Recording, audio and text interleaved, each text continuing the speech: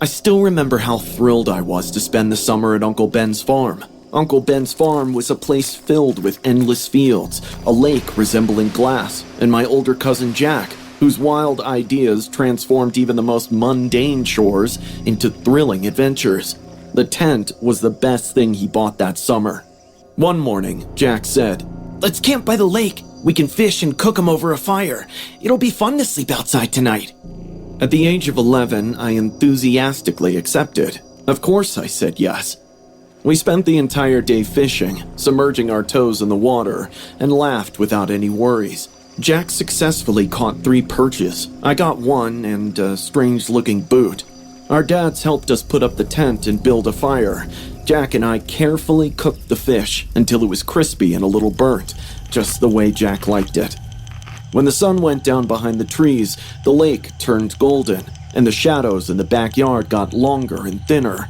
I was taking in the beautiful view of the lake when I felt a strange tingle on the back of my neck. My eyes scanned through the woods around, and for a moment, I thought someone was watching us, though I saw no one. I didn't say anything to Jack because I knew he wouldn't believe me. Instead, he'll make fun of me for being a baby. But I kept looking at the trees behind the house until it got dark. The sound of the forest is one of a kind. A group of coyotes started howling in the woods. Their howls echoed all over the lake, making the night more mysterious. After dinner, we crawled into the tent, zipped it up, and listened to their howls. It took Jack just a few minutes to fall asleep. I lay there, looking at the nylon ceiling, my stomach still buzzing with worry. After 15 minutes, when I just started to doze off, I heard a noise. The fire outside was still going on, casting a dying glow on the tent. The howls of the coyotes were now replaced with the sound of chirping crickets. The woods felt too silent all of a sudden. I shook off the feeling of dread, thinking it was some wild animal, when I noticed someone standing just outside the tent. With the moonlight shining off the lake, mixed with the soft, warm light from the fire, I could clearly see a man's shadow. I thought it was Dad at first. He might have come to see how we were doing. But whoever it was didn't say a single word, just stood there in complete silence. He was of average height with broad shoulders. My heart raced in my chest. I could hardly breathe. Then, very slowly, the figure crouched down. It bent its knees in strange ways, as if it didn't want to wake us up. Then, it pushed its face against the tent's mesh window. I stopped moving. It wasn't my father. I couldn't see the whole face, but what I could see made my stomach turn. The eyes were too wide and glowed in the dark, like a hungry wolf watching its prey. I could feel my palms getting sweaty and my throat dry. I wanted to yell, wanted to get Jack up, but I had a feeling that I shouldn't let this man know I can see him too. Who knows? If I make a noise, things might get worse. So I did the only thing I could do. I closed my eyes and pretended to sleep. Inside, I was praying that this man leave without any trouble. I don't know how long I lay like that. It could have been minutes. It could have been hours. I just kept my eyes closed and listened to my heartbeat like a drum in my chest. And then suddenly, I heard footsteps fading away. I was awake all night. I didn't open my eyes until the first light of dawn came into the tent. Jack was still snoring next to me, not knowing what just happened. When we finally got up and unzipped the flap, the grass outside was wet with dew and had footprints on it. The footprints were big and bare, and they circled the tent. I told Jack what I did last night, and he screamed for my uncle. When Uncle and Dad came, I told them about the guy. They looked in the backyard, along the tree line, and even by the lake. No one in the house had gone out during the night, and there were no signs that anyone else was close by. There were no tracks or shoes left behind, just prints. My dad said it was probably a bear. Uncle Ben said it might have been a drifter, but I still remember those eyes and the shadowy face pressed against the mesh window. Whoever or whatever was outside our tent that night didn't come searching for help. It definitely had some bad intentions. I still don't want to talk about what happened at Camp Echo Pines. My parents say I made it up. The counselor claimed that it was merely a trick of the shadows, but I know what I saw. I was excited when my parents dropped me off at the summer camp. Kids were running everywhere. I was excited to make new friends. Our camp counselor assigned us to cabins. The girls' cabin was on the left side of the campsite, and the boys' on the right. I shared a room with 3 other children, and we enjoyed having fun throughout the day. After dinner, we went back to our cabins, as we had an early morning hike the next day. Even if I was tired, sleep didn't come easy because of the new surroundings. The bunk beds creaked every time I moved, and the cabin smelled like old wood and bug spray, but I slowly drifted off. It was probably past midnight when I woke up with the urge to pee. I regretted drinking too much lemonade. The outhouse wasn't that far, but the thought of going out into the dark by myself spooked me. I didn't want to wake anyone else up because they were all snoring. I took my flashlight, unzipped my sleeping bag, and stepped out of the cabin door. The trees were moving slowly with the gentle breeze. The sound of crickets and hooting owls made the atmosphere more eerie. I walked over the gravel path holding the flashlight. Its beams bounced in front of me. I was halfway to the outhouse when I heard a rustle in the woods. It sounded like someone stepping on dry leaves. I stopped and looked around, but no one was there. I quickly reached the outhouse, wanting to get done ASAP. Just before entering, I pointed my flashlight at the deep woods behind it, and I saw something. There was a person standing between the trees looking at me. He had no clothes, only his underwear.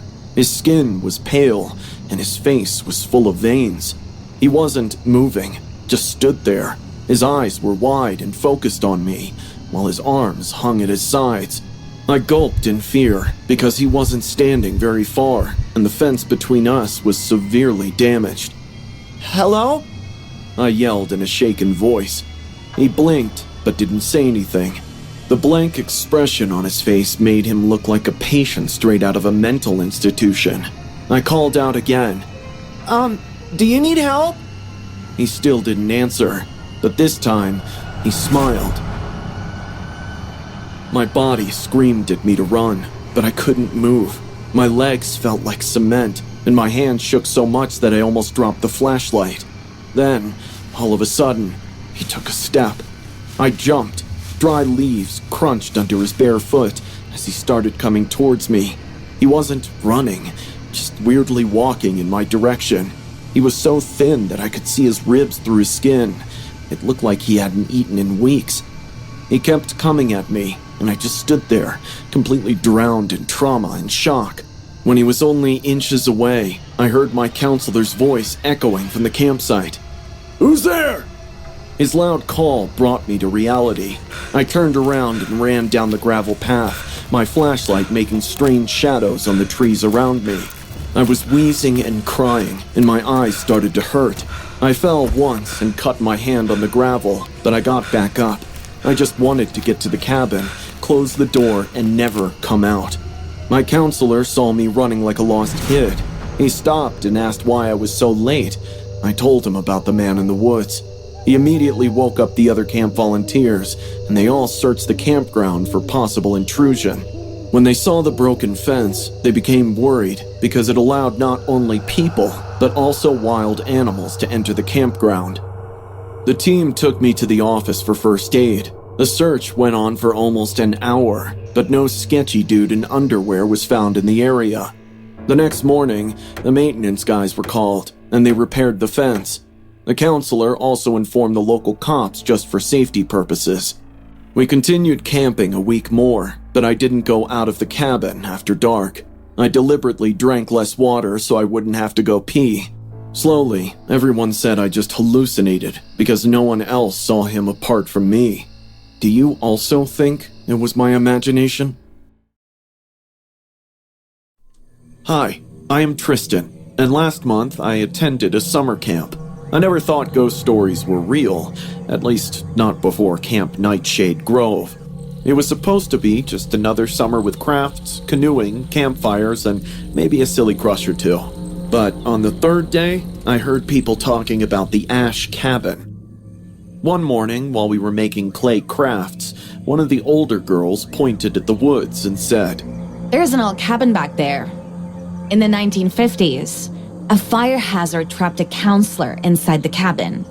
They say he screamed for help, but no one could get to him in time. They never found the body. Some nights, campers say they see a man walking through the woods smelling like ashes. My brother said, if you hear crackling outside your tent, don't ever come out, because he's still looking for someone to take his place. Someone who'll burn like he did."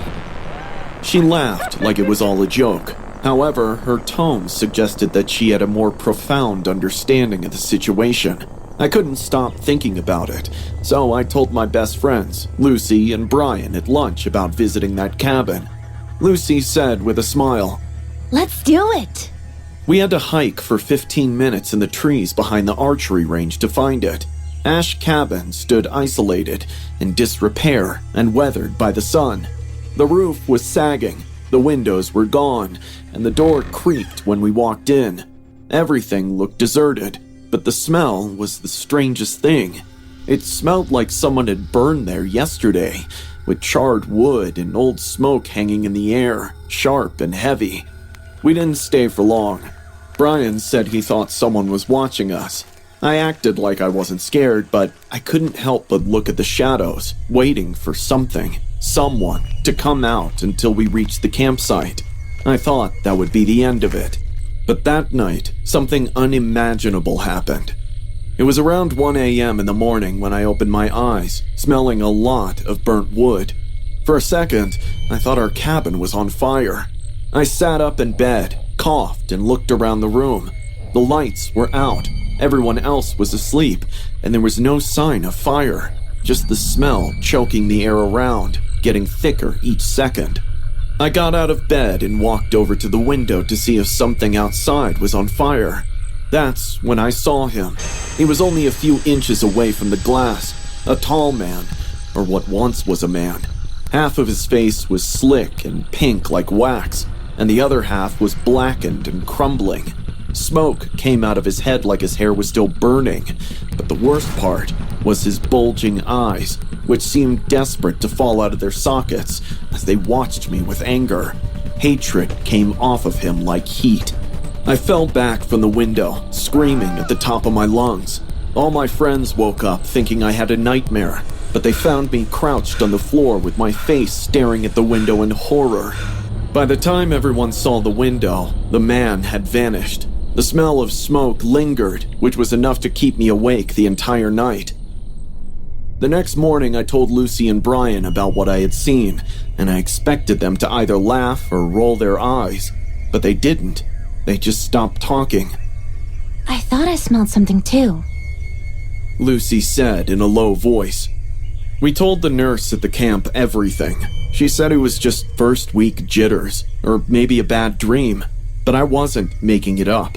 The face, the smoke, the rage, it was all imprinted in my memory forever. I begged my mom and dad to come get me. They thought I was overreacting, but they came 2 days later and took me home. I haven't been back to Camp Nightshade Grove since, nor do I ever want to. I looked it up online a few months ago. There indeed was a fire, for real. The year was 1953. David Cray is the counselor. During a storm, a lantern fell on him while he was helping to build the cabins. The fire spread quickly. They found him too late, trapped inside what would later be called Ash Cabin. No one ever put it back together. They just let it go to waste. But they should have taken it down. Certain things don't remain concealed, and some spirits would rather not be at peace. They want to get back at you.